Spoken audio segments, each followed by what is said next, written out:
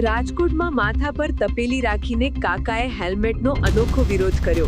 કાકાએ હેલ્મેટ નહીં પહેરવા બાબતે બોલ્યા, હેલ્મેટ તો નહીં જ પહેરાય, જેલમાં પૂરી દેશો તો જામીનથી છૂટીને પાછો વિરોધ કરીશ, પણ હેલ્મેટ નહીં પહેરું. હેલ્મેટ મને ત્રાસદાયક છે. તો તમને પોલીસ રોકશે શું કરો? પોલીસ રોકશે તો ભલે જ રોકે. દંડ ભરશો તમે? દંડના પૈસા નથી મારી પાસે ભાઈ.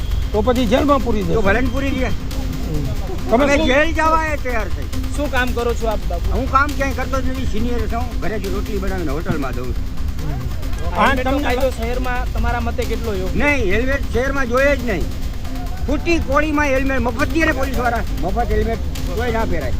બુકારી બાપુ તમે ક્યાં સુધી આ વિરોધ કરી રહ્યા છો? જ્યાં સુધી હાલે ત્યાં સુધી. એમ. મને પૂરી દે, બહાર નીકળી તો પાછો વિરોધ. હું જામીન ઉપર છૂટી જાય પાછો વિરોધ. આ વિરોધ ચાલુ જ રહે. તમારું નામ શું એકવાર કહી દેજો. થોડું એક મિનિટ રાખજો.